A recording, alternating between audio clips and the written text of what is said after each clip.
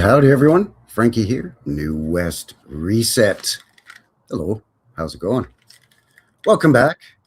Thank you very much for shooting in and joining a fella here for another one, another live one, as a matter of fact. New West Reset Live, episode 179 here today, Sunday, July the 12th, 2026. Just a wee bit past 5 p.m. local time.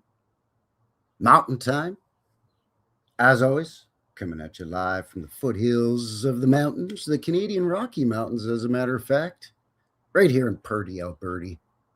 Calgary, Alberta, up in Canada land there, eh, bud? As mentioned, episode 179 here on the show, we're going to be looking at some cowboy castles. The old world on the range, if you will. We're going to look at a strange article about a 125 plus year old cattle ranch house here in southern Alberta. Actually, I've had a pin in this one's for months, saving it for the Stampede. And then we're going to, as mentioned, have a look at some prairie ranch houses, just modest little farms and ranch homes out here in the dusty Wild West. Photos from the 1880s to 1905.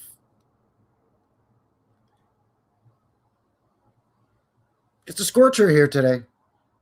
Plus 30 degrees Celsius. It's around 90-ish Fahrenheit, a little bit more maybe. I don't know. Close enough. Hotter than the devil's dick. It's hotter than Satan's taint out there.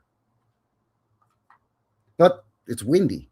It's more than a breeze, actually. It's kind of windy-ish. We've had some tornadoes touch down here in the last couple of days. Not here in Calgary, but close by, sort of between Calgary and Edmonton.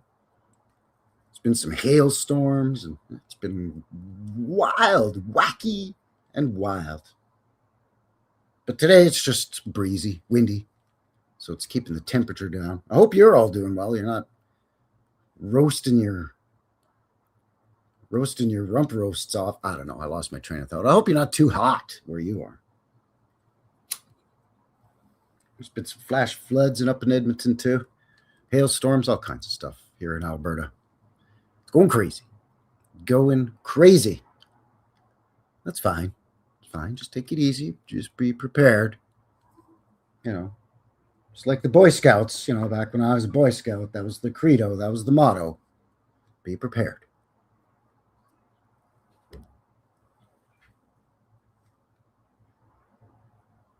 So, as mentioned for today's show, we're going to be looking at cowboy castles here. This is going to be the final Wild West rodeo, rootin' tootin' cowboy theme show of the year. I do 2 shows usually every year for the Calgary Stampede, one of the world's largest rodeos. And did the first of the 2 last week. This wraps it up here for this week. And today's the last day of the greatest outdoor show on earth, as they say, the Calgary Exhibition and Stampede Rodeo. Won't be coming back around the mountain here until this time next year. I'm kind of a fan of the cowboy stuff and the rodeo stuff and that whole Western thing. I know a lot of it has been, as we covered on last week's show, a lot of it's been romanticized and almost made into almost like a circus. But there is a lot of truth behind, the rodeo events, for example. Like why these guys riding on the back of some bucking bronco horse or saddle bronc or bareback bronc riding. That horse is clearly pissed off and does not want that feller on him at all. But that's how you used to break horses back in the day. You get your horse. Eventually, we're going to get on it and ride it. You got to get it used to a bit and bridle and the saddle. Somebody riding. So a lot of these events sort of came about from actual ranch life and different tasks and things that ranch hands and so on would do. And, just not just cattle or horse ranches, but on farms too. Because pre-automobile, pre-tractor, You had diesel, gasoline tractors. Before that, maybe if you were doing all right as a farmer, you might have a steam tractor with those big steel wheels. But I mean, you had to be doing pretty good to have one of them. You know what I'm saying? But prior to all of that, I mean, like my granddaddy, for example, you had a couple of horses or a couple of mules or a couple of both. It's just the way it was. So you had to be fairly skilled in animal husbandry, even if you weren't a rancher per se and you were, I don't know, a wheat farmer or something. You have to be skilled on the back of a horse. You have to know the language of a horse, how to read a horse, and the importance of building a strong partnership with that horse. Don't treat it cruel now. Don't mistreat it. You know what I'm saying? Anyway, so that kind of brings us around to the show here tonight or this evening. So thank you very, very much for being here. As per usual, links below for everything we're going to cover here, as well as how you can get a hold of a fella, all my social media and contact information, email, BitChute and all that. I'm on the Instagram, having a good time over there, posting stuff and then trolling idiots over there. That's a good time too. And of course, YouTube and Rumble links below. So welcome to everybody tuning in on YouTube and Rumble. If you're watching this after the live, appreciate you very much. Thank you. Thank you. Let me know what you think down below after the show. Got any comments? Leave a comment for me. Everyone who's already shared and subscribed, thanks a lot there, bud. Appreciate it. So as mentioned, it's a scorcher. Windows open. Can hear a lot of noise from outside because people are still partying and, as we call it around here, whooping it up for the Stampede. We're whooping it up now. We're having us a whoop up. We're having us a hoedown.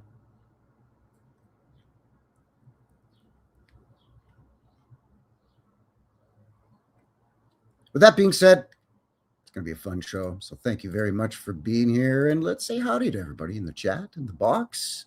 See who's here and let me know how everyone's doing. What's going on? What's happening, baby? Kathy Broughton in the box. Good to see you, Kathy. Howdy. Wiley Metz is here from down in Montana land. Lots of cowboys from Montana land come up, compete in the Stampede Rodeo. And a lot of cowboys from up in these here parts travel down to Montana land to compete in the many rodeos down there. It's a whole circuit, you see. It's a whole circuit.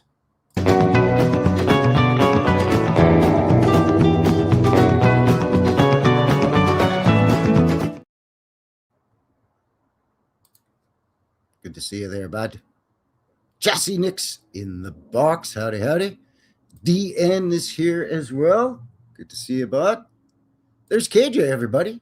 Kinley Jackson in the box. Brad is here as well. Bradley Johnson. Channel 53. Hello, hello, hello. There's Ross, everyone, over at Water the Tree. Down there in Missouri. Kansas City, Missouri, that is.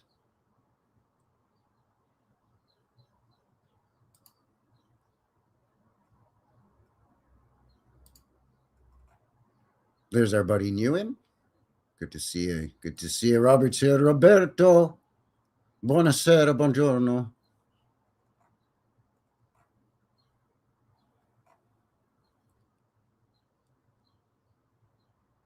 And thank you, by the way, to KJ for the reminder.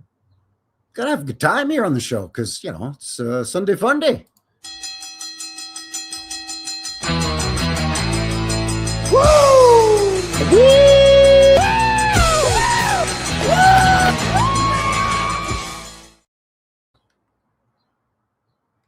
Almost didn't make it, by the way, here for, I was having some problems. I was having problems accessing my StreamYard account. It was, I had set up the live stream. I usually set it up a couple of days ahead of time because I usually know what I'm going to be discussing. So I had set everything up. And then, I like to have little whatever the topic of discussion is for the live stream. I like to have little memes or little video clips set up ahead of time. And on StreamYard, a lot of time you can upload it into the studio ahead of time. So all you need to do is hit a button or click on it, and boop, it comes up here on your screen for you, right? It's like a screen share sort of a deal. Anyway, I went to do that, and I couldn't get in, and it was a problem. Because it's the weekend, and you can't just call up somebody on StreamYard and say, hello, my name is so-and-so, here's my email, and the last 4 digits of this and that and the other to let me get into my account. All I could do is email them. So, of course, you get the response that you get is not from a human being. It's from a retarded AI bot. And it just kept basically giving me the same answers to a question, which was not really the question that I had, which was, how do I get back into this thing? So eventually I got more and more specific with the questions that I was bombarding the AI idiot with through email, that it finally kicked me over to a human being. And when you know it, in like 30 seconds, the human being had it all figured out there, bud. Sent me an access code to type in. She emailed me a link. I clicked on that link, and it took me to a StreamYard thing where you type in an access code, and boop, and it brings you into your account. So she said she was not sure why. It was some kind of glitch. There wasn't any kind of problem with my account at all. Everything's in good standing. I've had it for 4 years. I always pay for the full year up front because they give you a nice little deal over here. So, that was all taken care of. So, I don't know. It was a thing. We couldn't figure out what was going on.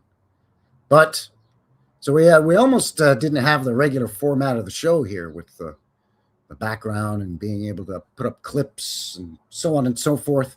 It would have been the bare bones basic using creating an alternative account for the free version of StreamYard, which isn't the best.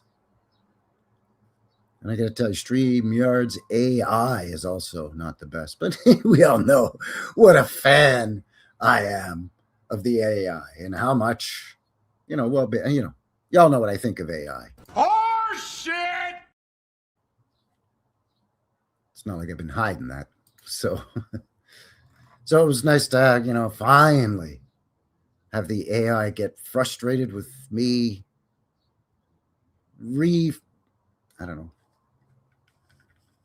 reiterating my question with greater and greater detail to the point where I can't help this guy. Boop, human time. Angel Dreams is here. Hello, good to see you. Russ in the box as well. Yet that asked me to restart your computer. Well, that's the thing, is I knew going into this I was going to get the whole usual things, right? So, I did the usual things, where I checked for any updates and got those downloaded and installed and everything ahead of time. That wasn't the issue. Made sure I wasn't having any unnecessary apps or programs running in the background. Made sure that I was typing in the correct email address, the correct password, did all the things, so I could circumvent the barrage of questioning. But basically all I had to do was, once the human being sent me a reply, then I was able to give my, the email address and all the contact information that the StreamYard account is linked to, and a copy of the, I forwarded a copy of the receipt with the confirmation from back in September when StreamYard was all paid up for the year. And yeah, boop, boop, boop. 30 seconds later, lo and behold, the human took care of it. Humans getting her done. Getting her done there, bud. Right, Odin? Odin's Raven is in the box. Good to see you. Hello. Baja's here as well. How you doing there, bud? What's going on here? Judge, Jury, and Synthesizer says just drove by the Oklahoma State Capitol building. I think it's an old world building. Looks so out of place. Yeah, when they stick out like a sore thumb like that, right? That's the thing that grabs my attention when I'm doing boots on the ground and exploring here in Calgary. Or, if I can get on a road trip to southern Alberta here in general.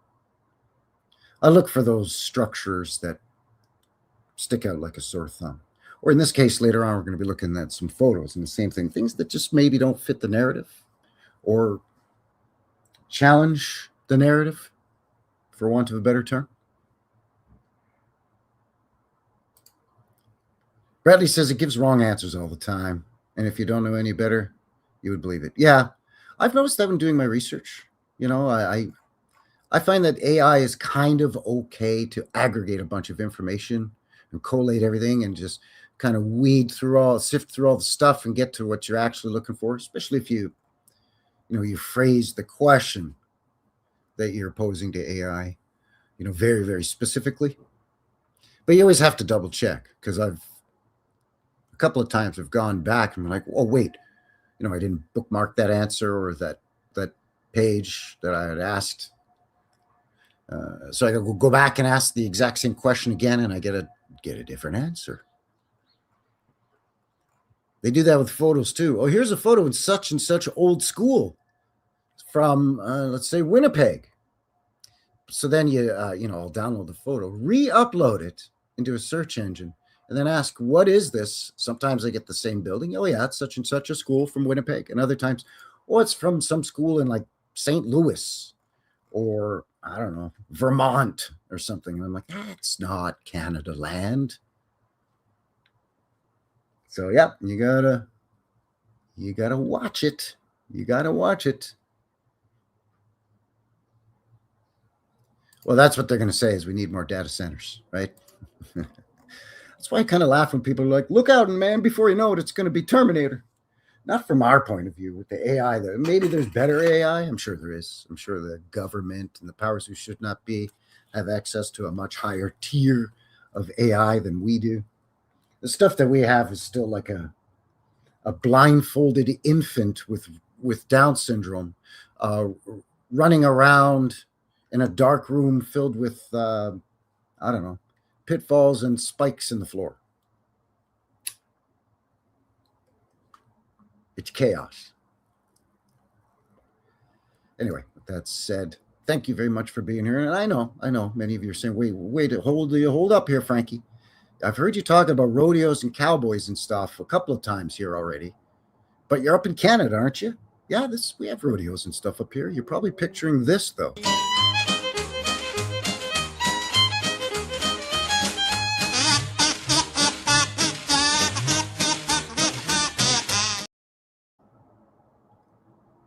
Well, not quite, but you're not far off, actually. That guy lives up the road from me, about, I don't know, hour and a half, 2 hour drive north of me. He's got a pet bison that he rides around, okay? It's fine. He's doing okay. Yeah, I do too. Like, I don't use it for thumbnails or for, like that funny little meme video with the guy riding the bison. That's not AI. That's an actual dude that actually owns a bison that he raised from a calf. And he's trained it and he rides it. He's had a special saddle made and special bridle and the whole bit. I'm noticing more and more channels in our online community here, especially on the HooTubes, that they've just now gone balls deep into using AI. Channels that 6 months to a year ago were slamming AI as much as I do, and now they've just rolled over and exposed their belly. It's they're bent over and they're taking it right up the hoop, and they're smiling, and they're sharing it with the rest of us. So that's just great. It's just great. We do our best to sift through to try to find, or at least I do my best to sift through and find the best, most authentic photographs or video clips to share with all of you. Stuff that isn't even been speed corrected or colorized. I try to find the original raw film, if that's the case, or the original photo from the original source whenever possible. Because as I've shown many times on my channel here, and many other channels have shown, where we're starting to see a lot of photographs that have been manipulated. Not just manipulated in modern times with modern AI or Photoshop, but back in the day, they would paint in stuff or white out stuff or, preparing photos for postcards. They would paint in clouds, paint in vehicles and people that weren't there. And these photos get degenerated as they're shared and copied and pasted and make their way around the interwebs, and eventually they get mislabeled, and somebody believes that it's the actual photo when it's been monkeyed with. You got to be careful with this kind of stuff, you know. Judge, Jury, and Synthesizer says, I've only been learning about this old world narrative for a few weeks now. It's very fascinating. Yeah, you just got to watch out for those AI channels that pose a lot of questions but don't offer up really any answers. And the questions they ask are questions that a lot of us that are actual human beings in this community have been asking for 5 to 10 years now. Right? They're just, again, like AI does, just aggregating everything and putting it down into a script, an AI script, and then another AI or the same AI reads that same script. And they use AI photos and videos on their video uploads, on their content. And then I think they're also using AI bots for engagement. So it helps these channels explode and become massive channels, which then the algorithm pushes out rather than channels that have real people. So it's great. It's fun. But I don't mean to be a stick in the mud here, getting all bogged down and ripping into the AI talk here now. We're here to check out some stuff. I like to present it in a little bit of a comical, lighthearted way, and I'm glad I'm able to bring it to you here with the full show. I was glad and thank you to the actual human being at StreamYard that was able to get me back into my account. So I'm not presenting this as, it would be like shadow puppets otherwise. Not that it's highly polished by any stretch. Sir Cyril is here. Hello. Yeah, it can be, right? Especially when you have no choice. Like certain search engines that you use now, they automatically just give you the AI enhanced version of the search engine, whether it's Google or whoever else, right? So you're like, I don't want the AI version of this search engine. I just want the old fashioned where I type in something like, whatever. Looking for the Glenbow Museum here in Calgary's digital photo archives. It's always going to give you the AI thing first before it actually gives you the thing underneath that you're actually looking for. Yeah, that is what it is. Anyway, what brings this whole thing here, the crux of everything, shall we say, which brings it all together today, is this article that I spotted a while back.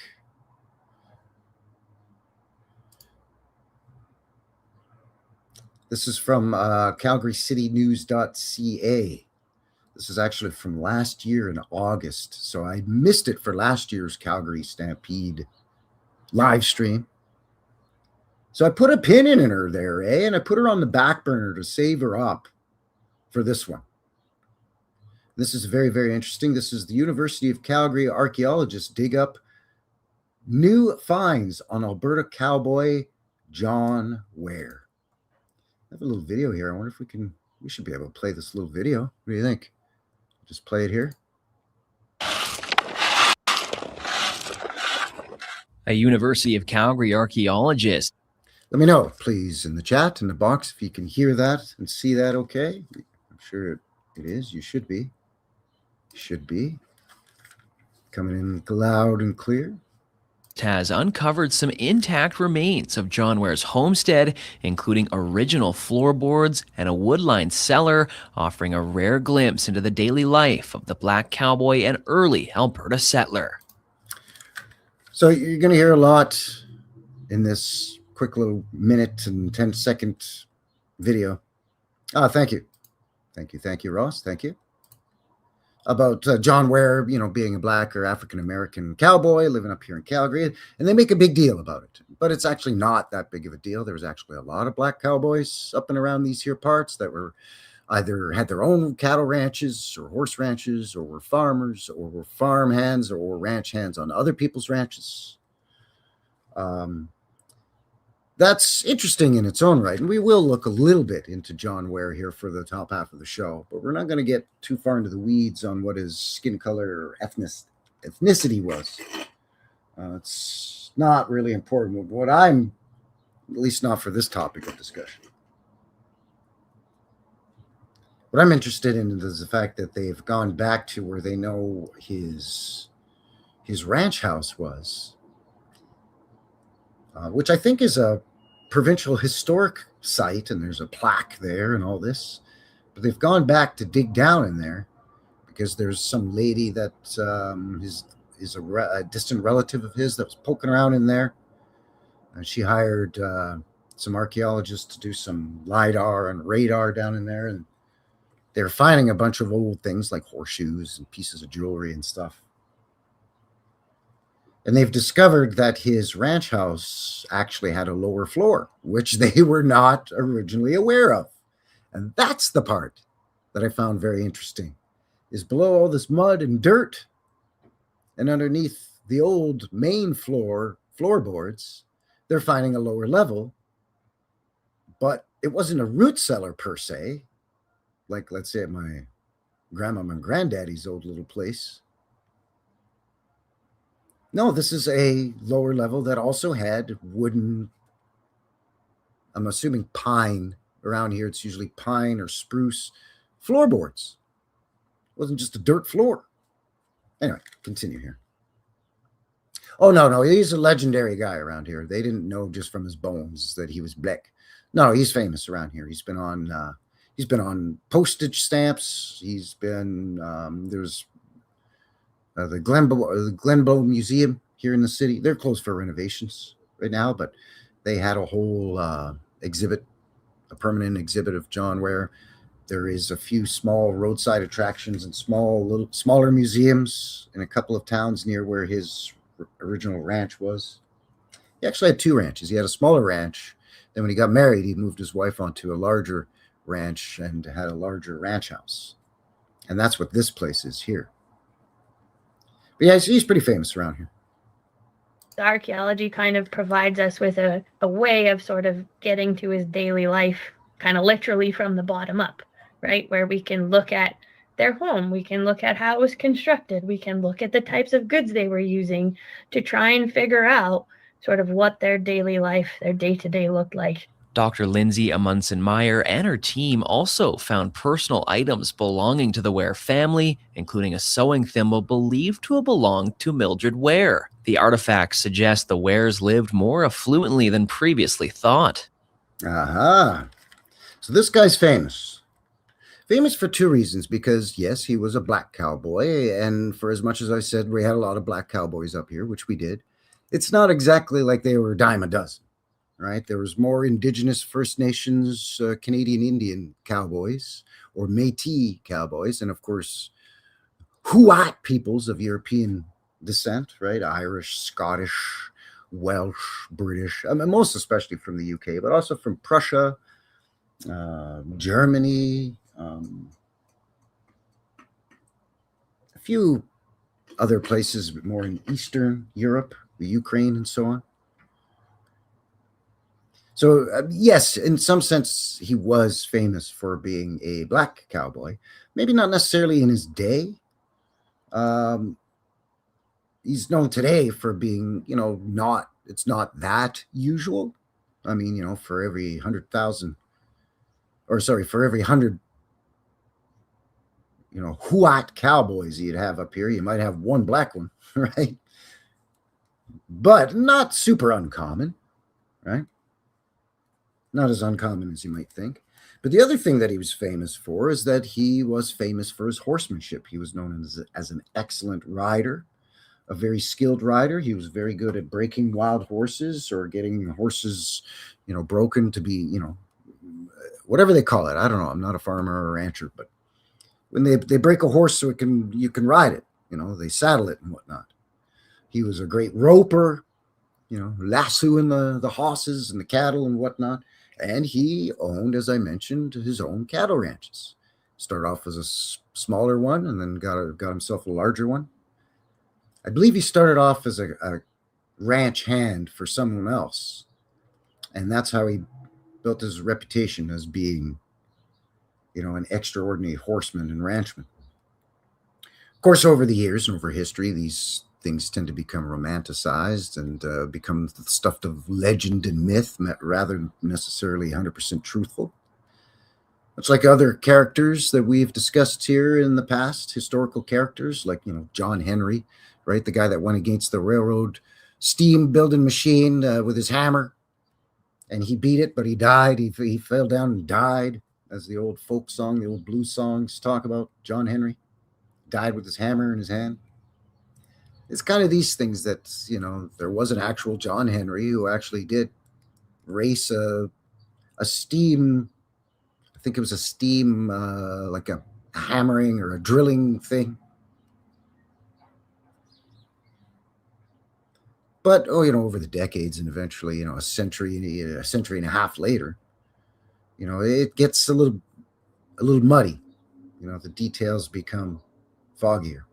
And then, of course, it's easier to then start peppering in and adding all kinds of half-truths and BS into the official, or into the actual story, and then it becomes the official historical narrative. So these people, they're supposed to be experts at a guy who's famous for two different things already here, and has already got museums with displays. Kids learn about him in school. And they're still finding stuff like, oh, these folks were better off, more well off than we thought they were. This ranch house and some of their belongings seem to be pretty fancy. Even patterns on ceramic dinnerware. All of that can tell us stuff both about perhaps the goods they had access to, as well as the goods they had a preference for. All finds will be preserved at the Royal Alberta Museum as the dig continues next year. It's part of a growing effort to highlight the Black history of the Canadian prairies. All right, so yeah, there's that. Let me just bring back up bring the original article back up here without the video, so we can read a little bit more about what's being said in this article. And again, you got to take it with a generous grain of salt, right? Jesse Nick says apparently I have 30,000 cousins because of the DNA tests. You lost your uncle's lost son, or you found your uncle's lost son that he never knew of? Huh.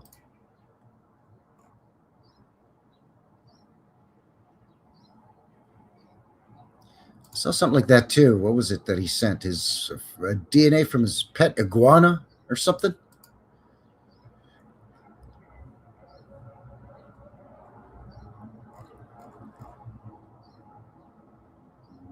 Anyway, let's see what this article has to say here again. Cowboy John Ware, University of Calgary archaeologist, has uncovered some intact remains of John Ware's homestead, including original floorboards and a wood-lined cellar. So do you think that they would have taken the time to line the floor of a basement? And again, this is a ranch house way out in the middle of nowhere, way back in the prairies. John Ware lived here in the 1880s, 1890s. He passed away, I believe, in the 19 teens. I think they get into it here, and we'll have a look at the Wikipedia a little bit more on John Ware. But so this ain't in the city of Calgary itself here now. This is out in the sticks, out in the boonies, on some, dusty old ranch somewhere in southern Alberta, about an hour from here, roughly, from where I am in Calgary. Howdy, Tommy. Tommy Rogers in the box. Good to see you. So it could have been a wood-lined cellar.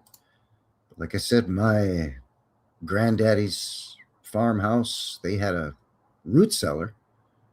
It's only about 5 feet high, and it was just a big hole that my granddaddy and a couple of my great uncles dug underneath the kitchen, and then they built some wood stairs to go down in there, and that's where Grandma kept the preserves and pickles. That's where Granddaddy kept his wine, which was really moonshine. And also they kept, crates of onions and apples, and different vegetables that they could store down there from their garden, right? And they could store it down there through the the late fall and then through the winter into spring.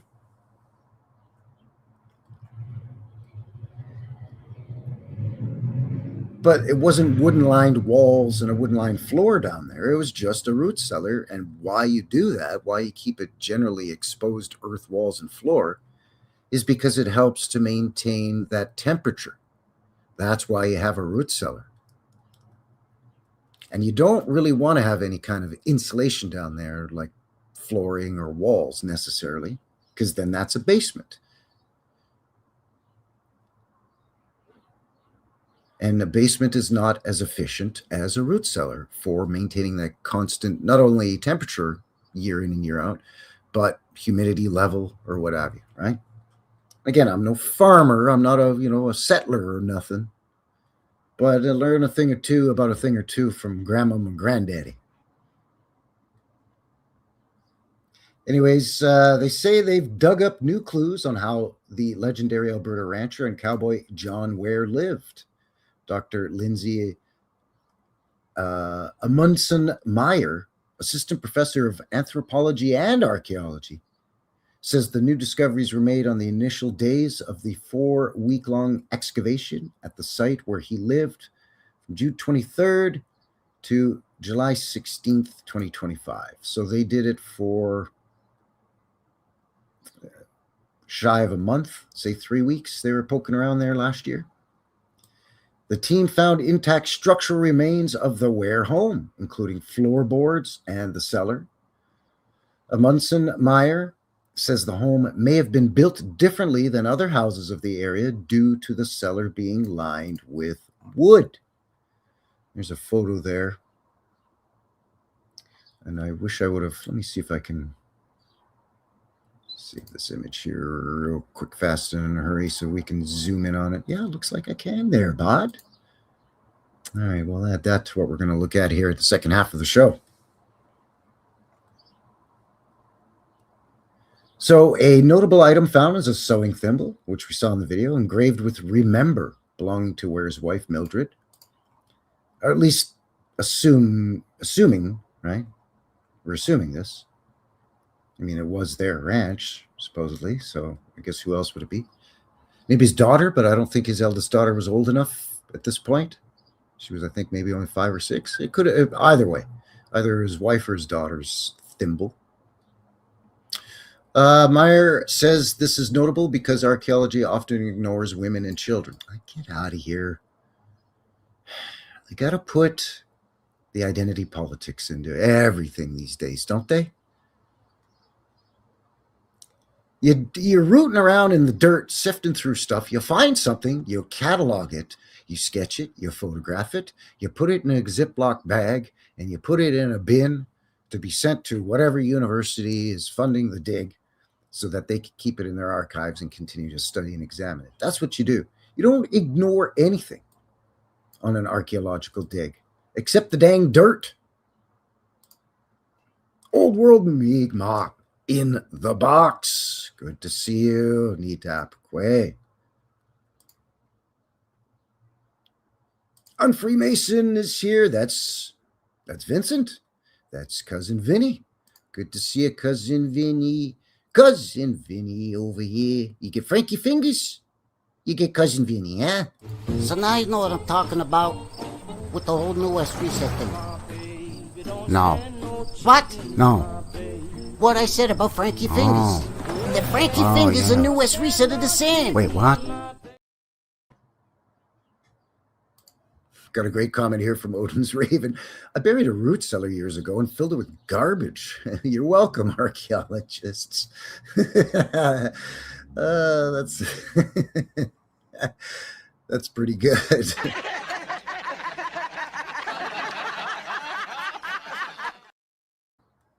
Yeah, they're going to be scratching their heads in a few hundred years. What in the Sam Steele is this? Why would they bury this? Beneath their home, no less. Beneath this mysterious structure. And because they can't figure out what it is, that it's just, a root cellar that's filled with garbage and then buried that used to be under some old house, because they can't figure out what it is, they're going to say, oh, this must have been used for some kind of religious practice. because that's always what they say when they don't know what it is. It's some kind of spiritual or religious site. People would migrate for hundreds, if not thousands of miles to this very site. Yeah, that's it. Are you sure about that? Finding items that are clearly associated with Mildred will allow us to talk more about her and how she adapted to life out of the prairies after coming from a fairly well-to-do family in Toronto, she said in a news release. Other items found include decorative glass, square nails, so pre-1900, an ink bottle. So everybody, well, at least we know that Mildred and John could read and write if they had an ink bottle. From Lovett and Lovett Knott's Langley Mill, made between 1895 and 1905, and ceramic dinnerware. According to Meyer, the items found suggest a level of affluence never before attributed to the Ware family. Why is that? Huh? Is that because they were black? That's racist! I'm just playing. Meanwhile, University of Calgary says the items will be stored at the Royal Alberta Museum in Edmonton, and that a conservator is helping the excavation team preserve the remains for when the team returns in 2026, which is when they will open the ground around the remains to expose and see how it was built. A cowboy who influenced the early years of the ranching industry in southern Alberta, Ware was one of the first black ranchers to arrive in Alberta from the United States in 1882. There it is. Calgary says Ware was born sometime between 1845 and 1850 in the southern United States. Became famous as a rancher in Alberta after arriving from Texas. Then he passed in 1905. This, I think, is still up for debate as to where exactly he arrived from. I've heard Texas. I've heard both Carolinas, north and south. I've also heard, I think, West Virginia. As far as I know, the Carolinas and West Virginia ain't really that close to Texas. Like if he said he came from, I don't know, Arkansas, that's pretty close to Texas, isn't it? I don't know. I'm just a sheltered, naive Canadian. Anyways, Ware was recognized as a person of national historic significance by the federal government in 2022 and was commemorated with a plaque at the Bayou Ranch National Historic Site south of Calgary. Yeah, there you go. That Bayou Ranch now is, I think, adjacent to the Ware property, or the former John Ware property. He also has a building at the Southern Alberta Institute of Technology that bears his name. Oh, up at SAIT. Yes, that's right here in Calgary. And a Calgary Junior High School named after him. Meyer says there isn't much archaeology done on Black heritage sites in Western Canada, but is excited to return to the site for 2 more years of excavation and research. His work is unique and new, and continued archaeological excavation at the Ware homestead can help counter narratives that there was no historical Black presence on the prairies. So yada yada, there you go. A little bit. That article I just found interesting. Again, not so much because of Ware himself. I'd looked into Ware and I'd heard about him. I believe I may have done a live stream of, if not last Stampede, maybe a couple of Calgary Stampede rodeos ago on a live stream. I believe I did a little bit more of a deep dive on John Ware and cowboys in general, as well as other aspects of the Rootin' Tootin' Wild West here from back in the day. But I thought we'd at least have a quick little peekaboo here at what the Wakipedia says when it comes to John Ware. Again, just to give us a quick little overview. And again, this is going to be, you're going to have to take it with a grain of salt as per usual. I usually just refer to Wakipedia because normally when people are doing some research, like normies, right? And they're just like, who, what, who's this fella? They just type it into the Goggle machine, and this is usually one of the first things that pops up is the Wikipedia. So, Cow Bros, says Vinny. Yeah, that's right. That's right. Yeah, it's grits and gravy instead of true grits. We like our grits up here too. We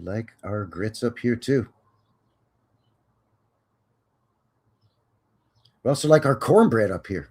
But we have our cornbread with maple syrup up here, eh? Except I know down in the south you might have it with honey. Or if you're a real country bumpkin, you might have it with molasses. I like molasses with my cornbread. You know. We also like our pancakes and flapjacks up here, our silver dollar flappies. Anyway, let's see what's going on right quick, fast and in a hurry here with John Ware. Then we'll take a quick mid-show break. And when we come back, we'll have a look at some other old, just old rickety ranch houses out in the dusty Wild West prairies here out in the middle of nowheres. In a lot of cases, pre-railroad, way out there in the outskirts. John Ware was a Canadian cowboy who was influential in the early years of the burgeoning ranching industry in southern Alberta. Remembered for his excellent horsemanship, he was among the first ranchers in Alberta, arriving in 1882 on a cattle drive from the United States, settled into ranch until his passing in 1905. He was born into the indentured servitudes, and there are no records of his birth. Well, then, how do you know how old he is, where he was born, or that he was born into servitude, into shackles? Anyways, however, the historian J.W. Grant McEwen claimed he was born on a plantation near Georgetown, South Carolina. There it is. Grant McEwen's famous Albertan, who was an author and professor, and I think he was in the government out here in the prairies, Alberta, Manitoba, Saskatchewan, something like that. Yeah, there you go, Lieutenant Governor of Alberta.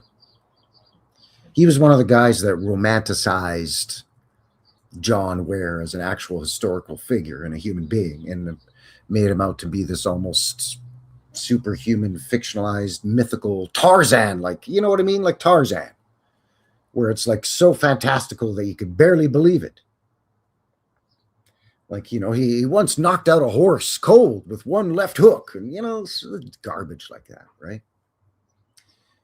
Anyways, however, on his marriage certificate, Ware himself stated he was born in Tennessee. Well, then there you go. Even here still, they're putting on the Wikipedia page, they're putting South Carolina or Tennessee, but Ware himself said Tennessee, idiots. So I don't get it. But anyways, after the American civil conflict, he left for Texas, where he learned the skills of a rancher and became a cowboy. Ware then worked his way north to Canada land, driving cattle from Texas to Montana. 1882, he was hired to help bring 3,000 head of cattle from the United States to Sir Hugh Allen's Northwest Cattle Company in Alberta.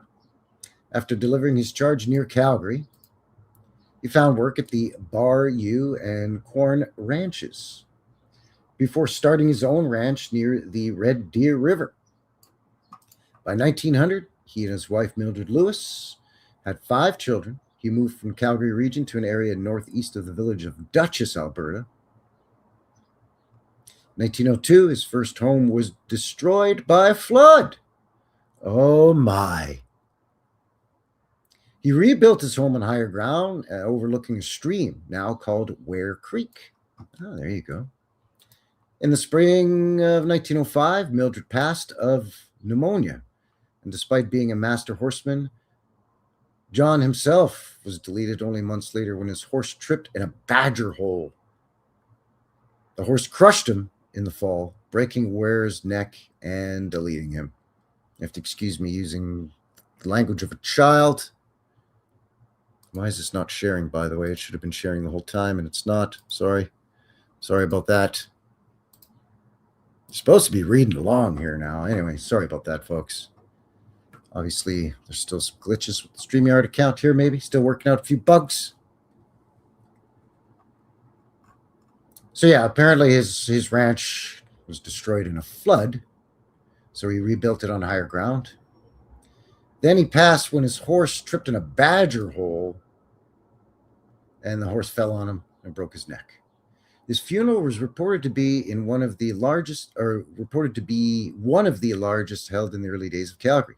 He was interred at Union Cemetery. I believe I found his tombstone when I was there in October for the Halloween boots on the ground, if not mistaken.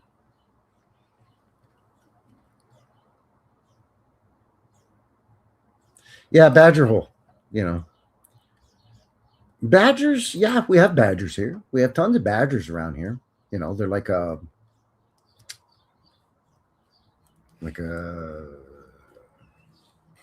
what's the other one? Badgers and not weasels. They're like a weasel. You know what a badger is. It's like a wolverine. That's the other one we have. We have badgers and wolverines. But it's more likely that it was not a badger hole or a wolverine hole. It was probably a gopher hole. What we call gophers here are actually they're actually technically ground squirrels. They're like squirrels with little short tails like a chipmunk. They're about the size of a squirrel, but they don't build a nest up in a tree like squirrels do.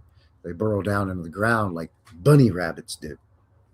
Or like, gophers. We call them gophers. We also call them prairie dogs. Get along, little doggies. But they're actually called the Richardson's ground squirrel. So yeah, it probably wasn't a badger hole. If anything, which I think this whole story is stupid anyway. It's forced tripped in. They try to. This is, and I can't prove this, but as I mentioned before, getting into this whole thing here for the show, often they pepper truths. They take the truth and they pepper in a bunch of bullshit. And I think they try to diminish the character of the man by first building him up into this mythical and a lot of cases false legendary status where he becomes almost superhuman instead of just a damn good cattle rancher and a good horseman. And they build him up into this legendary superhuman status, only to knock down that legend and diminish that person by doing an ironic death. He was supposedly this expert horseman, but he passed away when his horse fell on him and killed him.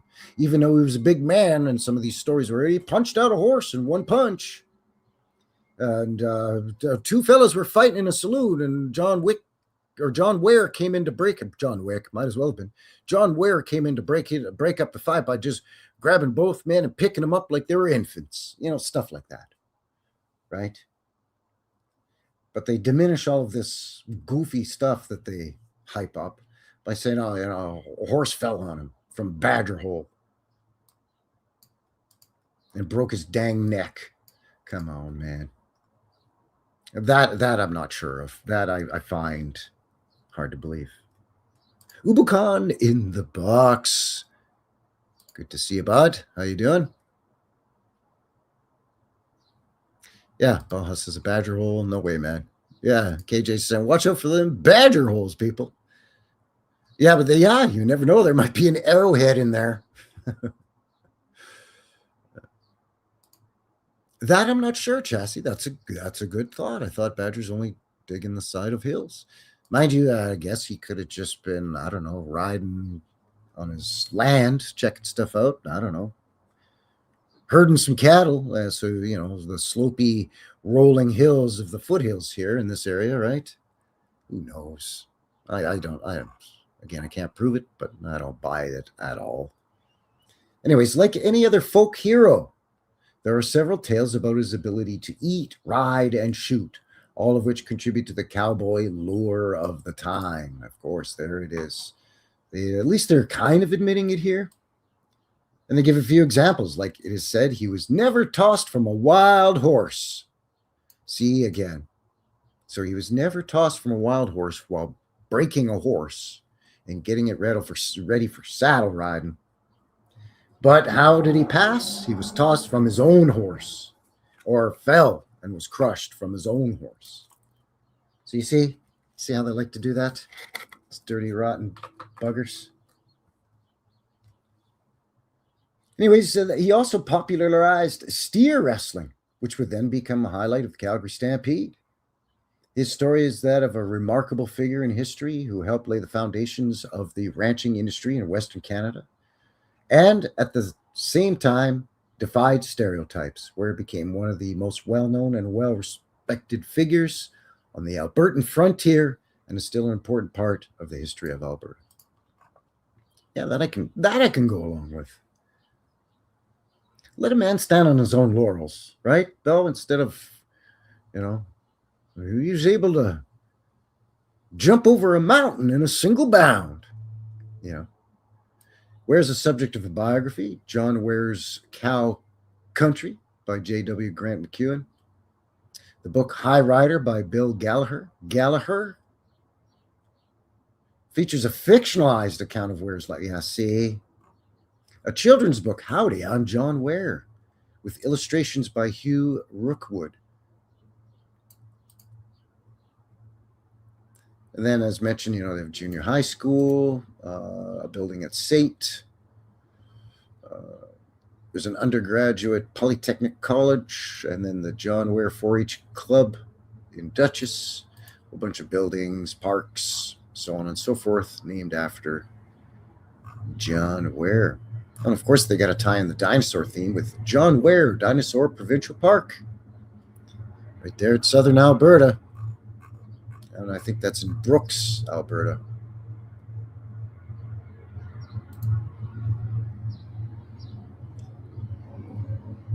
So rather than studying the man and his actual accomplishments, they, again, create this whole narrative around this guy, make him out to be almost like a fictional character.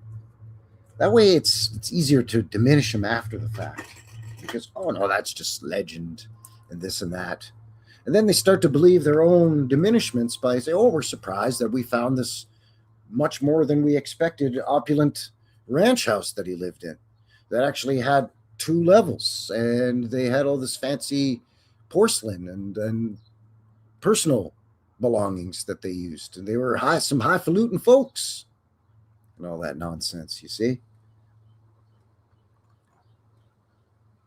It's that old adage I like to use all the time.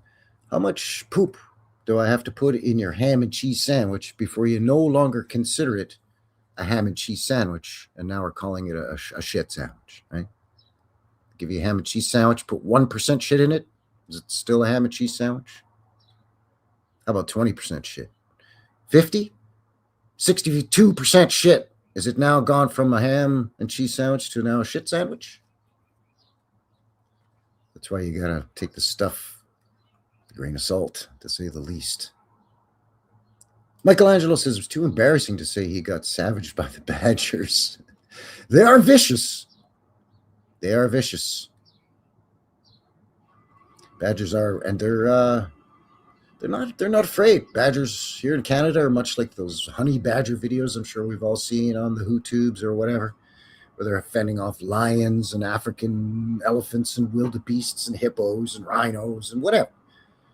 Badgers that are here, like Canadian or, I don't know, North American common badger or whatever they are, they're vicious too, man.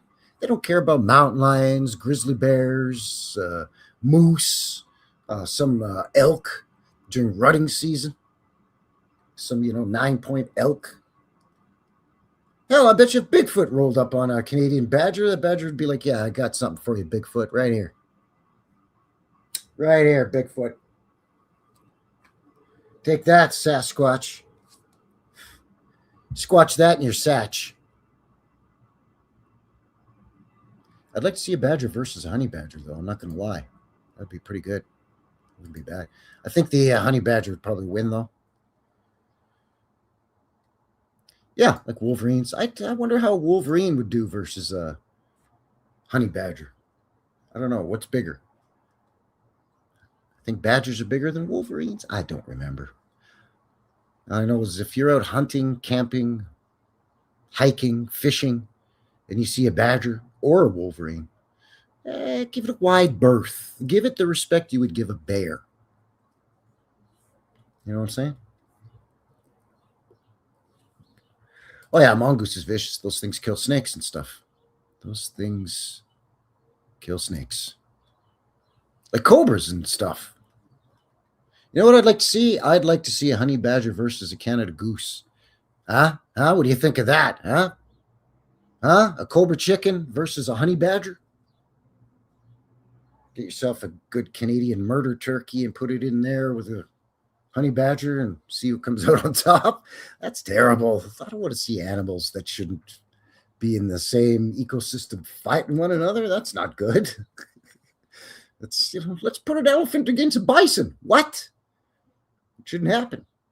It should not happen. There's Dragon Sage doing the math on the percentage of poop to your ham and cheese sandwich. Good to see you, Sage. Howdy. Plain spoken Jane in the box. Hello, hello. Geese are mean. They are very territorial. I'm sure we've all seen the meme of the Canada goose attacking the silverback gorilla in the zoo.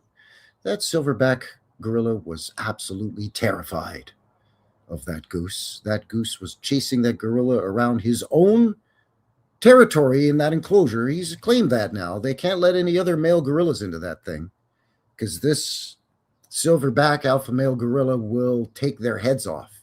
But you put a Canada goose in there, bud, and wow, that ape would doo-doo running all down his leg. That's all I can say. That's all I can say. Anyway, we are just here at the hour mark, roughly, just a little over. So I think we're going to take a quick little mid-show break. And when we come back, we'll have a look at a nice little file that I've put together. It's not a huge file, but I found some nice, what are just supposed to be humble, lowly, old, dusty ranch houses out here from the Wild West out in the lonesome prairie. Also, excellent timing. Dragon Sage being here. For the last few weeks, for the mid-show break, I've been featuring videos related to the topic on hand here for the show. That features the music of our buddy Dragon Sage and his band, The Sex Witch. This one, no different.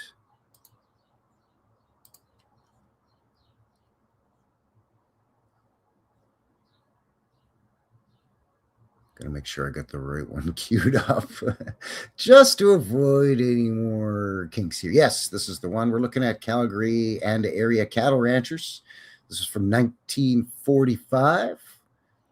And again, the music featuring our friend Dragon Sage, lead vocals and guitar, and his band, The Sex Witch. So smoke them if you got them, because it's a good one. Put your ear cannons on and turn her up to 11. And we'll see you on the other side of 3 minutes and 13 seconds. All right?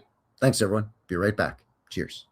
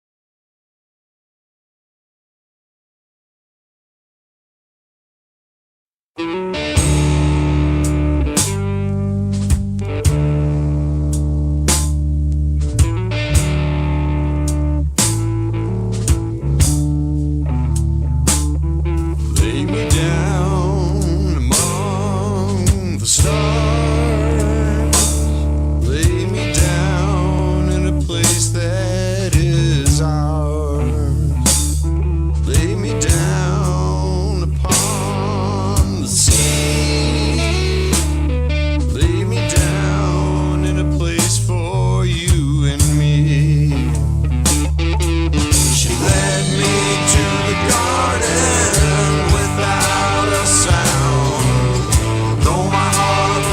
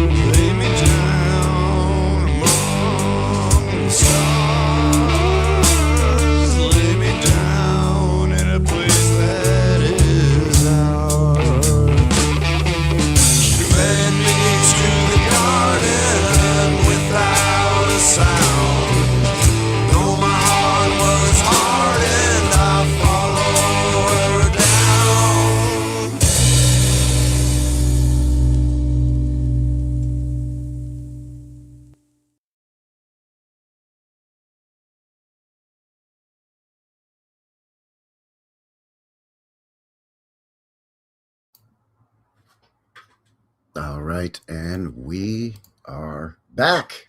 Welcome back, everyone. Howdy, Frankie here. New West Reset.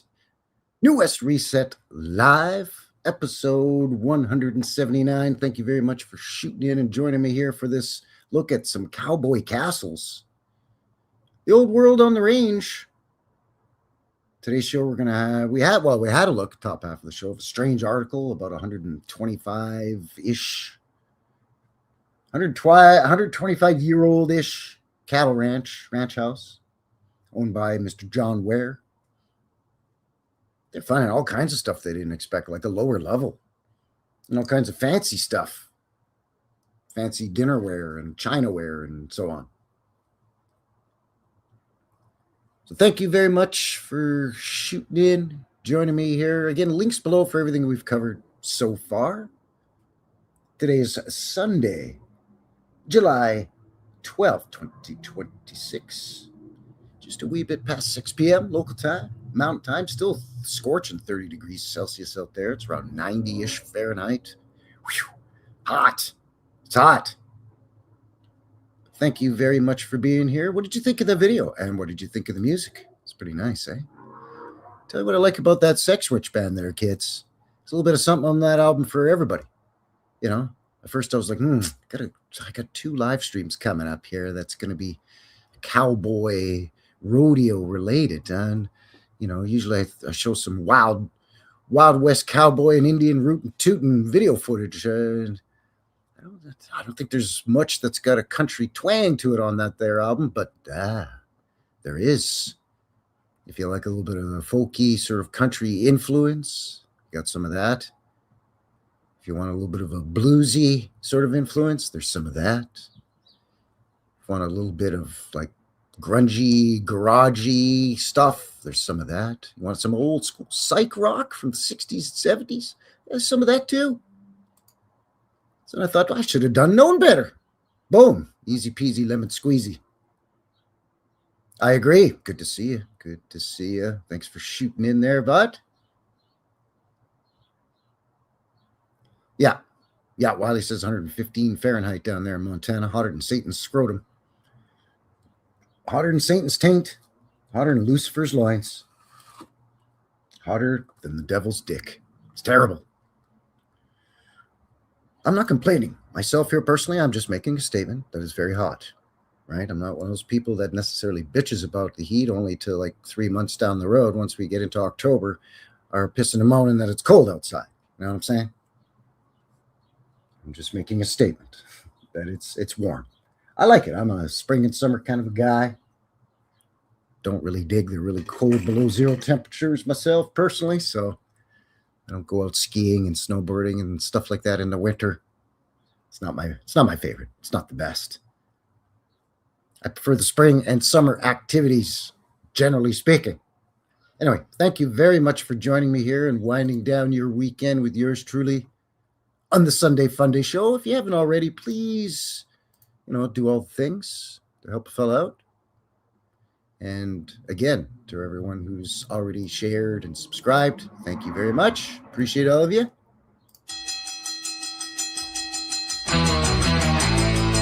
Woo! Woo!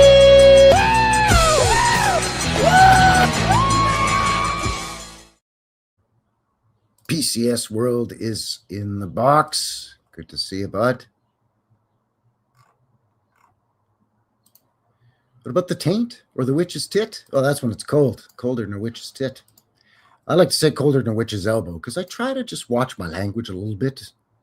I know we're all adults here, but, the Hoots doesn't like it so much. And I'm already, sitting in the corner on a timeout with Hoots. Not that I'm in YouTube jail. I've already gone through that, but I'm out now, and I'm out on parole now, you see. So I got to be careful. Got to be careful.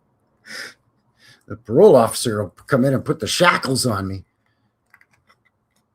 You know what I'm saying? Put me in the old stainless steel bracelets.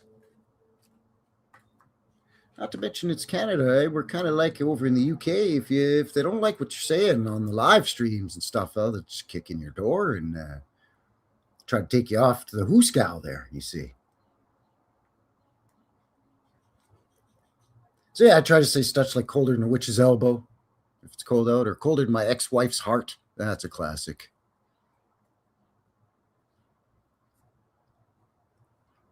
Anyway, enough screwing around now. We've lost control of this thing here. You know what I mean? All right, we're having a good time. So thank you very much for being here. Appreciate you for the final Wild West themed live stream of the year. Until next year.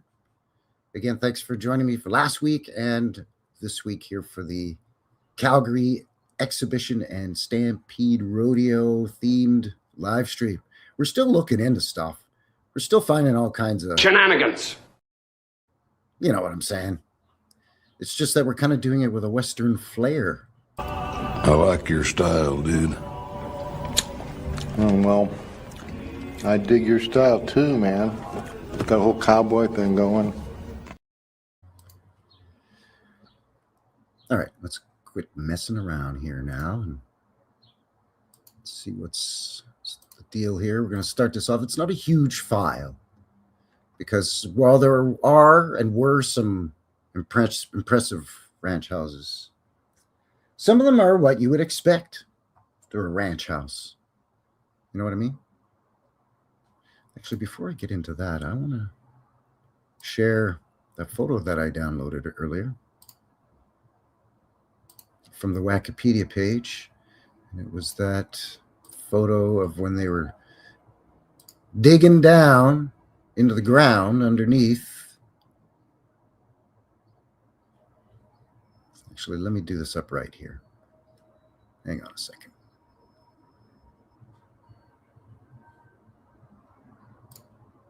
Let me do this up the right way. Hang on now. Hold your horses.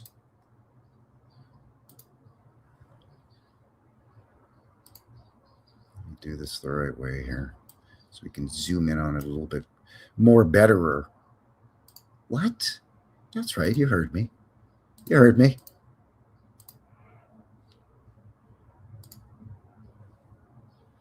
All right. So you can see here's a terra firma here with their boots on. They've dug down and they have found, how far below ground is this? It's hard to say. But they have found wooden floorboards and wooden floor joists down in what they're still insisting on calling a root cellar or a basement. Maybe that is possible. Generally, back in the day, when you're building your ranch house on the prairies, at least according to their official narrative, it's you and maybe your neighbor from the neighboring ranch or farm that's a couple of miles away.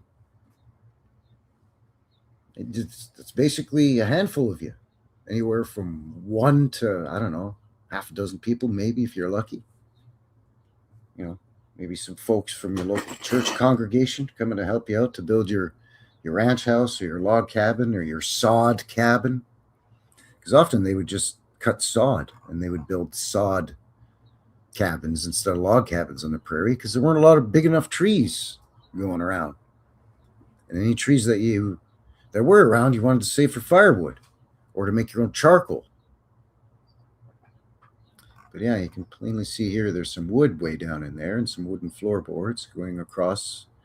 Look to be some wooden floor joists. Looks like it even might go down further. I don't know. I shall keep you posted on this one, just to see what is what with that. All right, let's get into the folder here.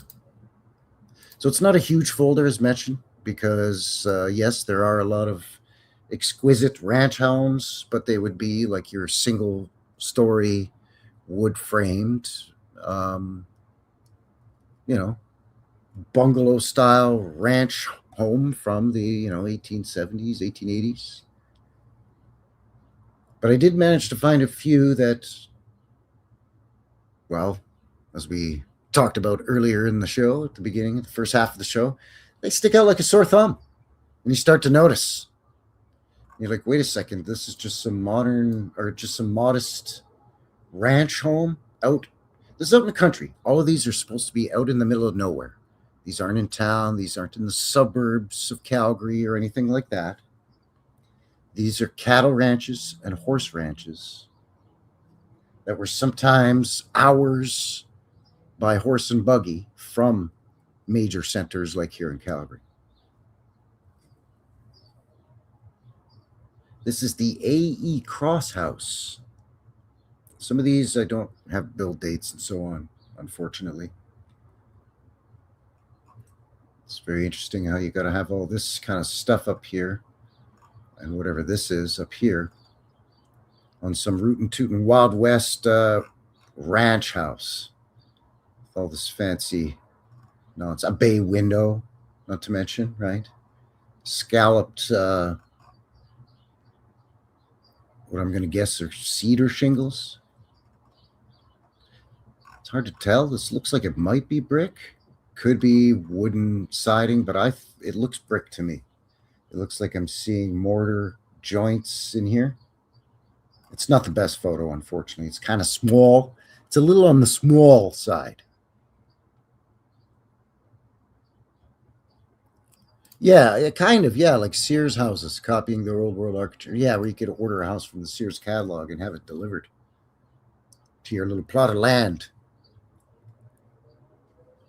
You could do that up here in Canada land too, through, I believe, the Bay, and through Eaton's, Timothy Eaton's, which was another major department store chain up here. Look at this place. This is the Bow Valley Ranch. Yeah, just a ranch house. Photo was taken sometime between 1896 and 1899. Just playing a little, I don't know what they're playing here. Tennis? Badminton? Tennis, I guess. Lawn tennis. Yeah, just a simple ranch house. You could see just nothing but bald ass prairie here. But you got all of these highfalutin folks here, men with their trousers and waistcoats and jackets and formal attire or semi-formal for some reason. I guess that's how you dress for athletic activity in the 1890s. The ladies with the dead birds and flowers in their hats. Perfect. So again, just a, just a little ranch house. Nothing. What? It's fine. It's nothing wrong with this. 2-story brick with all of this additional fancy brickwork in here. Not to mention all these dormers and all these angles. That's easy. Sure. Out in the Wild West, in the middle of nowhere. Super easy to do. Chimney, or probably an old air exchange system that they've repurposed into chimneys. And then you got to have all this nonsense and this up here on all of your gables. Like, what is going on here, man? That's fine. It's just, your run-of-the-mill cattle ranch. Not a big deal. Not a big deal. I agree. Good to see you, Phil. Phil Henry in the box. Ross, water the tree. That man's brushing his shoulders off. Yeah, go on, brush your shoulders off. You got to be clean. You got to look all crisp and clean for the photo op, you see. This is the Bremner House in Strathcona County here in southern Alberta, not to be confused with Strathcona just south of Edmonton. Yeah, again, just a modest little ranch house. 2-story brick, arched windows. And for some reason, we've taken the time to arch our mud-flooded, quote-unquote, basement windows down here.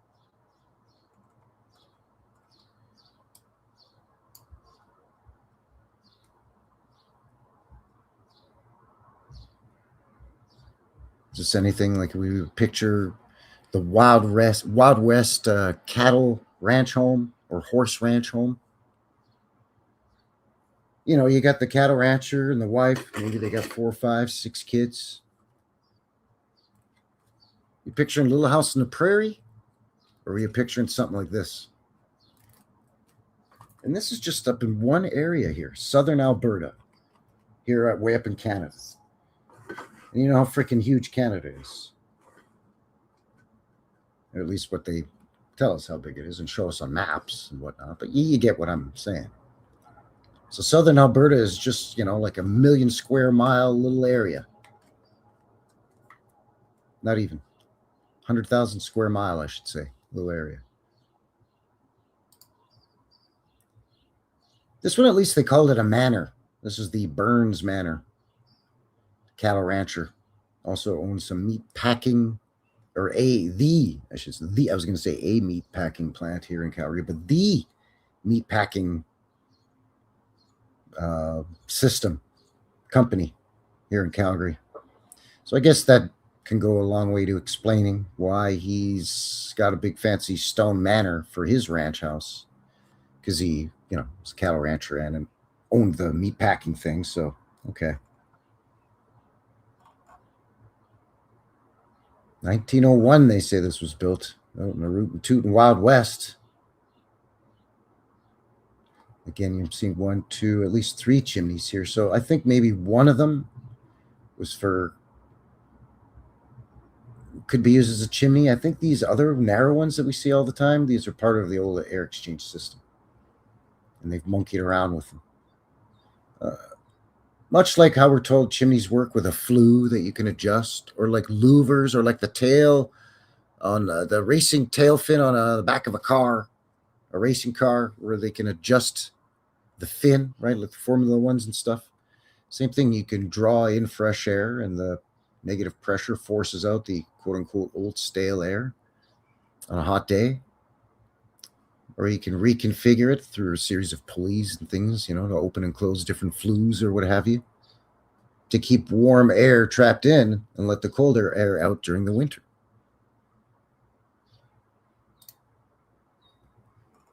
This one, again, apologies, not the best photograph, but the only one that I could find.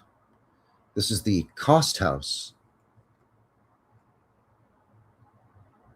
See here, they've got a sunroom, but then they've got a curved sort of an atrium or a gazebo attached.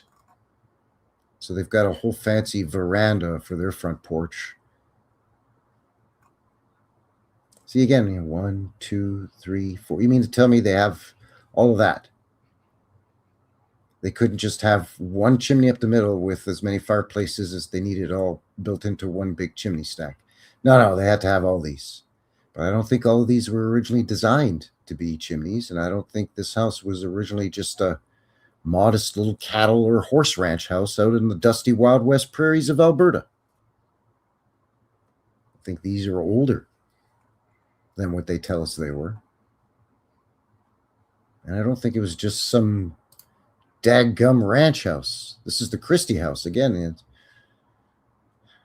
it's what they tell us ranchers, cattle ranchers. Big bay window, stone house, portals in it. Every farmer needs some portals in his house, I reckon.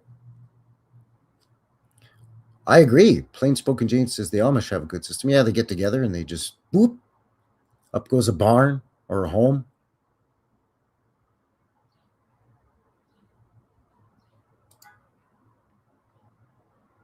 Stole it from the Ojibwe. Well, we didn't really have Ojibwe out here, but I get what you're saying. Stolen from the Blackfoot. It's weird, though. In Montana, they're called Blackfeet. Here in Canada land and southern Alberta, Blackfoot. Look at this place. Come on, man. Like if this was one floor and it was made out of wood and you just had your big wraparound veranda or even just a big, huge, long front porch, and then you have your front door and directly across on the other side of the house is your back door. You create a nice draft in the summer. I get it. But stone, this big, out here in the middle of nowhere.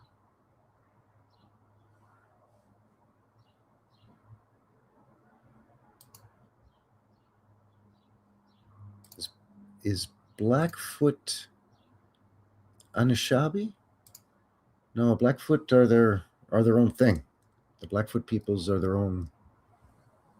That's their own nation or tribe or creed. You know what I'm saying? The Blackfoot Confederacy is comprised of other tribes that were folded in with the Blackfoot, a long time ago. But are they the Siksika? Yes, their name for themselves, I believe, are the Siksika, which is what we call the Blackfoot, and in Montana are called the Blackfeet. And correct, I'm not an expert or anything here, but into the fold came the Pagan and the Stony and the Blood. So they're all now known as part of the Blackfoot Nation or Confederacy. But they were separate creeds or tribes of indigenous. But even all that, who's to say, right? Like their own history has been bamboozled with because they had mostly an oral history, passed down through songs or artwork, whether it be needlework or painting or dyeing fabrics or painting pottery or weaving, having patterns, and what patterns mean things, and put certain patterns together, and those tell stories in a sense. And some have the totem poles, right? And we get into the coastal indigenous peoples and around British Columbia, like, Pacific coast of, in around Vancouver and on Vancouver Island, right? In fact, as far as I know, up in North America, the only indigenous peoples that had a written language were the Mi'kmaq out in the east, in around Maine and Vermont and Quebec, Newfoundland, Nova Scotia, New Brunswick, all in that area, Prince Edward Island.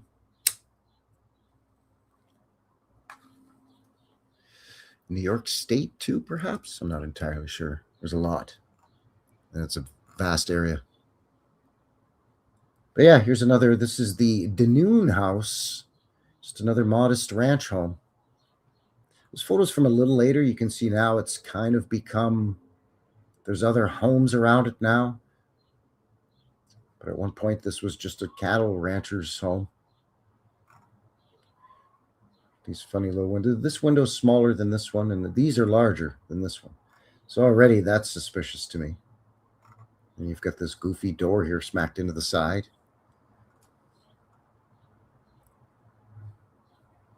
It's lovely still. It's just kind of suspicious looking to me. You can bet down under here there's probably another window, or it's been covered in or blocked over. These might not even be stone blocks. These might just be tiles, stone tiles that are, inch or two thick. They just back butter them with some mortar or some concrete and stick it on there. And they fill it in. And they say, yeah, it's sandstone. Yeah, sandstone. But not sandstone blocks. Probably just sandstone tiles, maybe.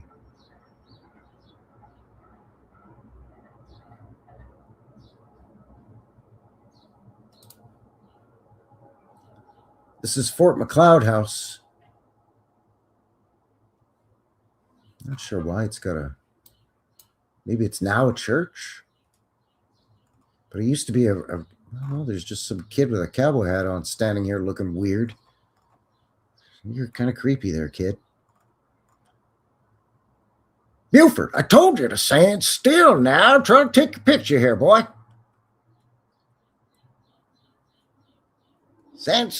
Just stand there. Don't you move a tick now, Buford. All right, Daddy. But, this is quite exquisite. Arched windows in this dormer. Mansard-style roof on your home? Sure, why not? Super easy. They didn't order this out of the Eaton's catalog. This is what we do. This wooden shack built onto the side. I don't know what that is for your gardening tools, maybe. That's your garden shed. That, sure. But all this just seems awfully fancy and exciting. I'm not saying ranchers are dumb podunk hicks that don't deserve nice homes. I'm comparing what we've been told and what we've been taught and shown in our popular culture, movies and books and television shows and what have you, magazine articles. The narrative of the rootin' tootin' Wild West and what a ranch home was back in the day. Even if you had a large ranch with ranch hands, I mean, they all lived in separate quarters. You didn't all live together in the big house. It's like a plantation down in the South, where there's tobacco, cotton plantation, sugarcane plantation. You had your big house, then you had other dwellings and buildings on the property. A ranch had, stables and a feed building, and your ranch hands had, whether it was sort of, I don't know, like barracks or dorm style, or if they each had like bunkhouse style, or if they each had their own little sort of cabin. I don't know. Depends on the ranch, I guess. But when I think ranch, I still sort of think Little House on the Prairie, or maybe a Clint Eastwood movie where he rides into town and helps out some poor rancher that lives out of town that's been bamboozled or screwed over by the crooked town law and the whatever, right? The town bank, or the big town businessman that wants to buy up his land and he refuses to sell it. That whole trope, right? So this kind of goes against that narrative. No matter how successful of a cattle rancher you might be. This is Jasper Place. So a little bit northwest of where I am, but still considered southern Alberta. Jasper Ranch near Jasper Park. Slightly south, but mostly west of Edmonton. Maybe I would say sort of west of Red Deer, Alberta. Anyway. Big brick 2-story house. Again, look at all these arched details. This, sure. If you had something the size of, let's say just this front portion, made out of this, that's a ranch house. There you go, your big front porch. Sure, maybe have a little dormer. You got to have some weirdo tech, I guess. But that being said, it was just the front building, made out of wood. There you go. That's what I always was taught, and that's the official narrative of what a ranch house is. Not this big glorious brick with the arches.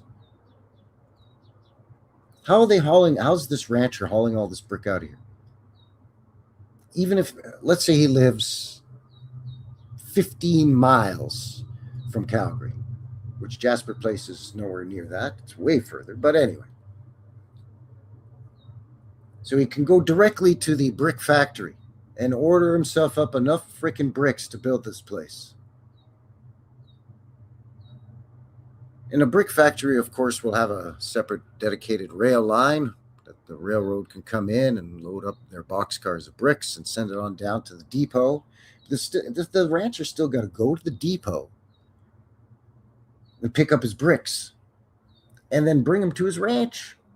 And you can see here, this is Calgary, Alberta. Well, this is Alberta, Canada land there, people. Look at all the snow. So you either got to do it in the dead of the summer when everything's dusty dry, or you got to do it in the dead of winter where everything's frozen, but you're going to freeze your ass off to get all these bricks. How many trips with your horse and buggy?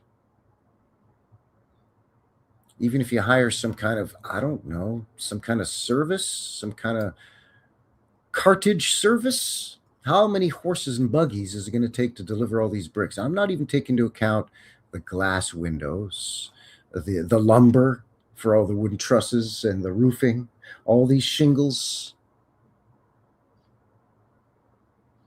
And not just the bricks, but all the sacks of mortar and mix to mix your mortar, your sand and your concrete to make cement, or whatever the hell, your lye and all that for mortar. I don't know. I'm not a stonemason or a brick mason, but you see what I'm saying. Plus you got all these windows. It's a lot of windows. Yeah. Well, and that's just it, right? Michelangelo says, I want a tower on my house too. There it is. Don't forget the arched windows on it for sure. So not only is it bucking the narrative of what we're told of a modest cattle ranch house out in the dusty Wild West, in the 1800s look like, but just the logistics of getting all of this out there. But at the same time, they're telling us, oh, the early settlers and ranchers that came out here, they had to build sod cabins, like a log cabin, but with strips of sod stacked up.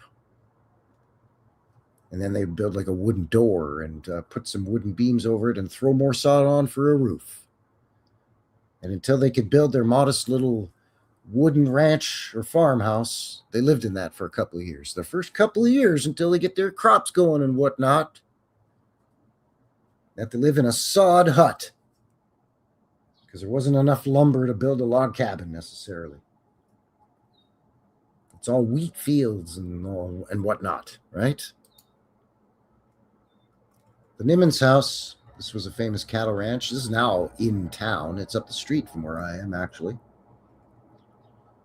But originally in the 1880s, this thing supposedly was built on a plot of land before Calgary was Calgary. And again, just a cattle rancher. Got to have a turret with a conical dome on it on your ranch house. Your 2-story brick and sandstone, might I add, ranch house. It still stands today, although they've picked her up, rotated her 90 degrees, and moved it. Moved it about 30 or 40 meters, 30 or 40 yards. Used to be tucked into a wooded area, at least when I lived a little closer. It's still, this is about 10 or 12 blocks away from me, but I used to live about 2 blocks away from this. And I've shown this on the channel before. It used to be turned 90, like this front portion faced south, so here. And it was recessed back. There was trees here. So they picked it up and they rotated it and they moved it closer to the street. There's since, they put a street here. It's now a legal office. Some lawyers are in there now. So I guess at least they didn't knock it down. But here's J.J. McHugh's house, a local cattle rancher, because you got to have a castle if you're, a cow farmer, essentially. Not to mention whatever this thing is on top, some kind of old antiquitech. Badger Ranch. That's right. Badger Ranch. Well, in a sense, knew him. Yeah. I mean, if I was to come to you and show you these photos and say, these are the summer cottages of, the wealthy in the UK or somewhere in Europe, or heck, even in Canada, but Eastern Canada, where all the government officials and all the, the old robber barons of the Canadian narrative are out in Ontario, EO, and out in Montreal, Quebec. And these would be their country estate homes. But no, these are cattle ranches out here in dusty, rootin' tootin' Wild West, shoot 'em up, cowboys and Indians and Buffalo Wild West cattle ranches. Now, mind you, this photo's from 1903, but this wasn't built in 1903. And again, it doesn't matter how successful and rich of a cattle rancher you might become. Do you need a castle way out in the middle of nowhere to be your home? Crazy. Absolutely crazy. Yas, girly in the box. Hello, good to see you. Phil asking, no hippie? No, she's got some previous engagements. I know, right? So used to seeing hippie you take for granted. So this, I'm a little bit more willing to buy into. This, to me, is still quite a nice, but it's an old ranch home. It looks like it was originally a 2-story, fairly square, fairly modest farmhouse or ranch house. You probably had a kitchen and sort of a large area on the main floor, and then you had loft style bedroom up here, maybe, or 2 bedrooms up here. And as the family grew, then you build an addition off to this side and another addition off to this side. Maybe move the kitchen into one space here. Maybe move, I don't know, the adults into their own bedroom here, and the children are upstairs or something. You know what I'm saying? So this, yeah, sure. Absolutely. But some of this other stuff, come on, man. So is this conditioning? Is this propaganda? And I'm sure there was a bit of both. I'm sure that there were a lot of ranchers that did come out and they just had modest wood frame, single story or two story that over the years they added on. Heck, my grandma and granddaddy's home, that's how it was. Where their master bedroom used to be the kitchen, because it was smaller when my granddaddy and my great uncles built it. But as the family grew, then he built a separate addition, and that became the kitchen. So then what used to be the kitchen became the master bedroom, and what used to be the master bedroom became the living room, because there was no living room. The kitchen was the living room.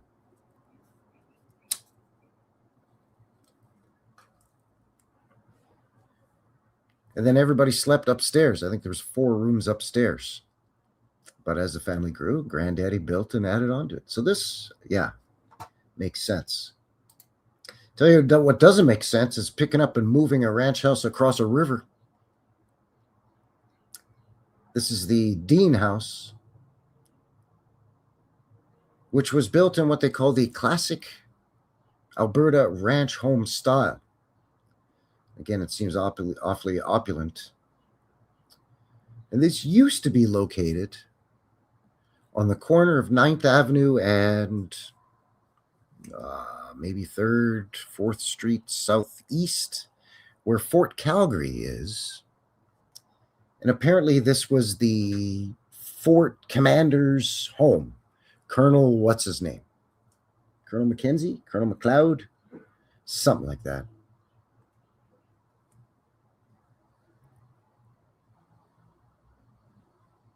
And then after that, it was the property of the railroad for a while. So it was moved, and it was used as a railroad station / railroad master, train station master's home. He lived on the upper floor, and the main floor was the train station. And then it was finally moved across the Elbow River to where they tell us it now rests and is now a restaurant. And this is such a cockamamie thing to do. They moved this across the Elbow River with stacked up logs and skids of wood. And it was such an engineering feat, and they used an old tractor to pull it, that it was featured in Popular Mechanics magazine.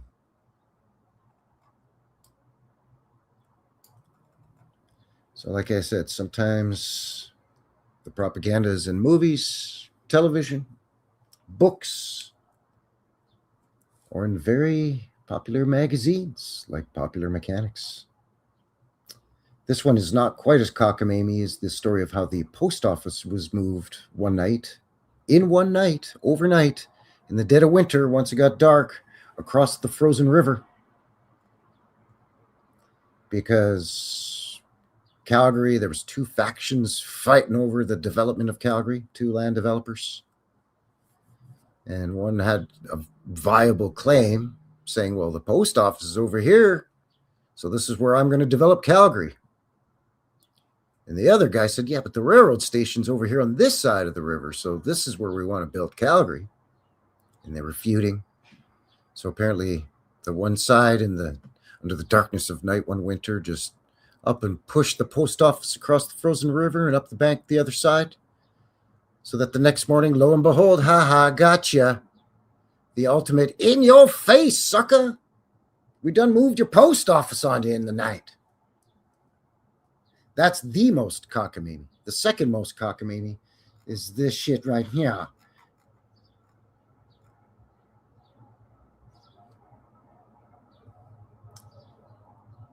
And that is that for that folder of some cowboy castles, some old world out here on the range in the wild, rootin' tootin' Wild West. And again, I did find plenty of ranch homes that looked like, the Little House in the Prairie style ranch home, or the Clint Eastwood movie, the guy who lives out on the horse or cattle ranch outside of town that's getting bamboozled by the local tough gang or whatever. But there's a lot of ranches that, when I looked into them, I'm like, wait a second, this is a ranch home for a cattle rancher? And it's not like he had a bazillion acres of land. You might have had like 200 acres, which is decent for a cattle ranch. But it's not like I had 10,000 acres, or, I had 40 hectares, or I had 6 sections of land. I got 10,000 head of cattle. Like that I can see. Okay, that guy's going to live in a castle-looking brick and stone building. But would he need to have that build that out on his ranch, or could he build that in town where he does all his wheeling and dealing for his ranching? And he just has a regular functioning ranch house out on the ranch itself. Or maybe he, as the ranch owner, is only out there a couple of days a week, and he pretty much leads it up to his, his ranch hands and his captain, the guy that's kind of in charge of his ranch. His custodian or ranch caretaker, you know what I mean? The chief guy when the owner ain't around.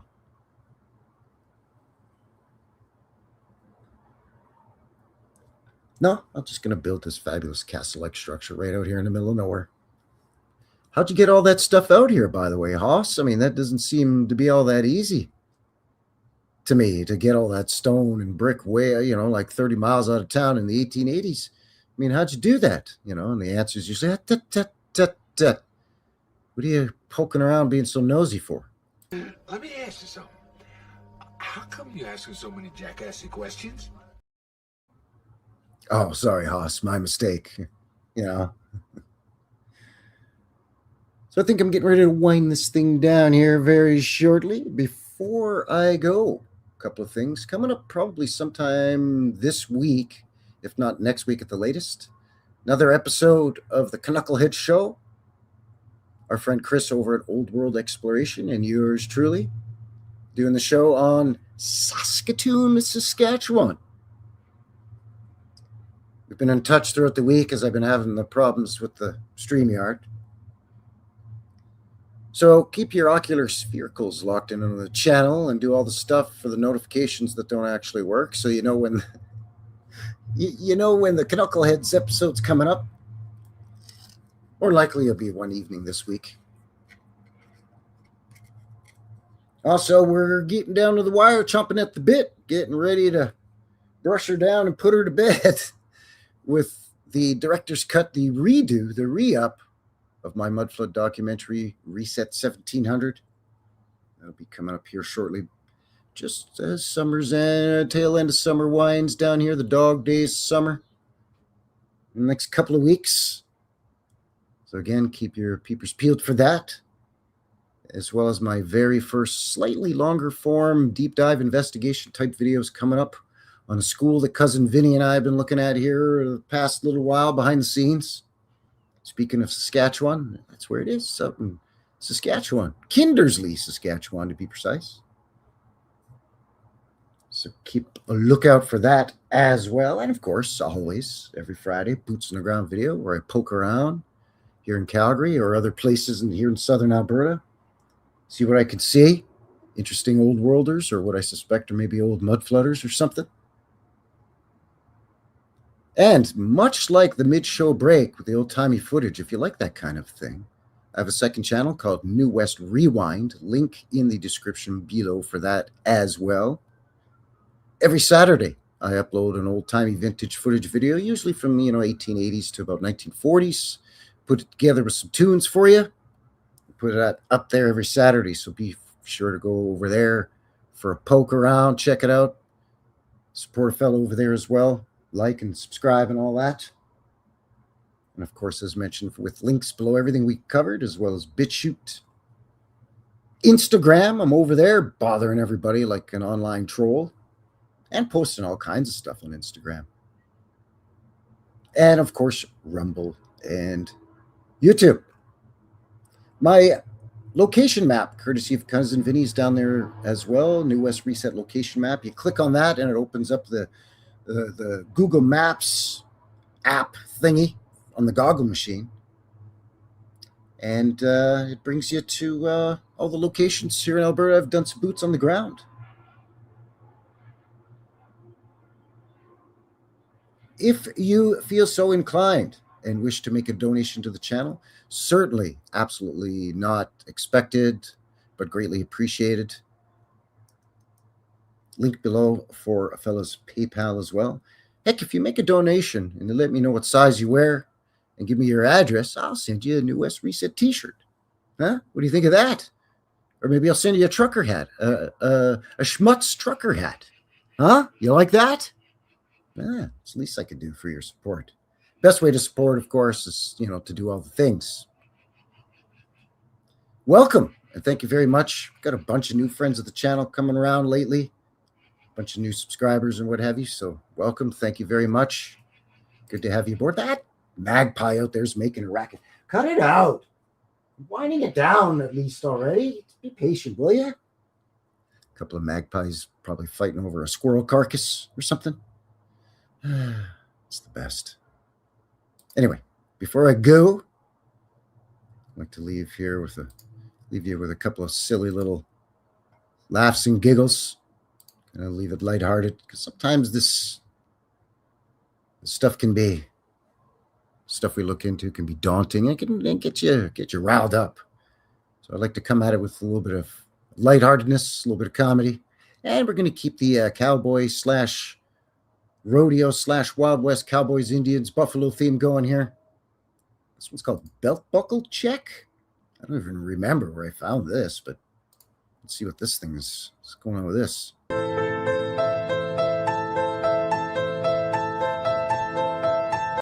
Going to tell you right now that small belt buckle, that's pretty sad.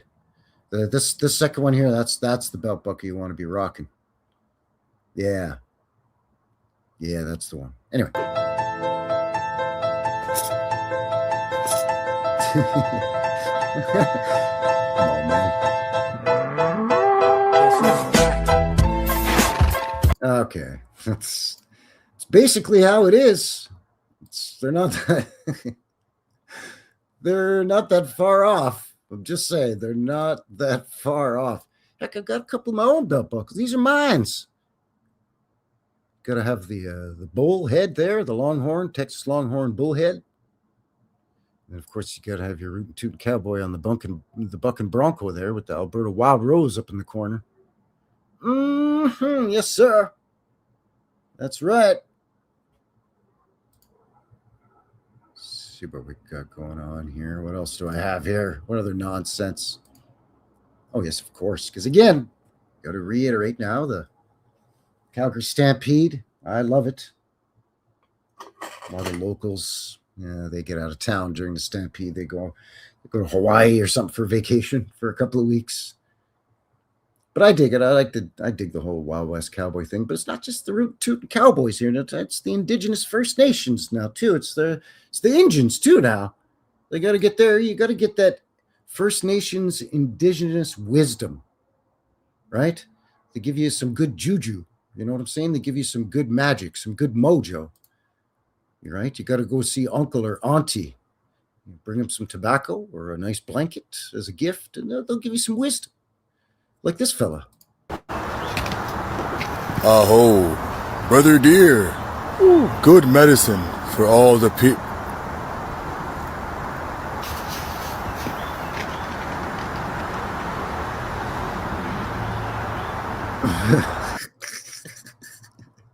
I'm with him. What was that? What was that? I do not. Excellent question, Ubu. Ubu says, any badger buckles? I do not. I do not have any. You got me. I do not have any badger buckles, unfortunately. But now you know, dag well, I'm fixing to try to find me one now. I got to go to all the Western wear stores in the city here now, which there's like 3 dozen of them. Thanks. I try to find me a badger belt buckle for next Calgary Stampede Rodeo. We are are laughing. Yeah, no, you don't want to. You don't want to do that. Turns out that was the whole. That was all BS, by the way. I mean, I suppose in theory they're saying, yeah, you could sprinkle smallpox onto a blankie or cough into it or whatever. But I mean, that virus or bacteria or whatever it is, I think it's a virus. I don't know. I mean, it can only lay on that blanket for a while exposed. So then eventually it's going to die. And then you can like curl up in that blanket by the fire as much as you want. You'll be fine. I don't know. It's just a weird thing. Those Hudson Bay blankets are worth a lot of money. You know that? Especially the authentic ones, right? Depending on then there's different sizes. Different sizes obviously had different values. But there's a whole thing. There's a whole history on just the blanket itself and what it means and what the stitch here means and what the colors mean and this, that, and the other. It's very interesting. Again, take it with a grain of salt, but it's very, very interesting.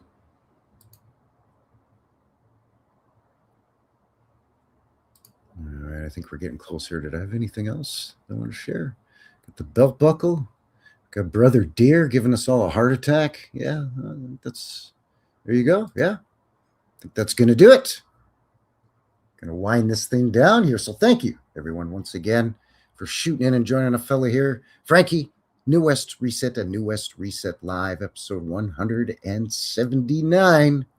We looked at some cowboy castles, some old world out on the range.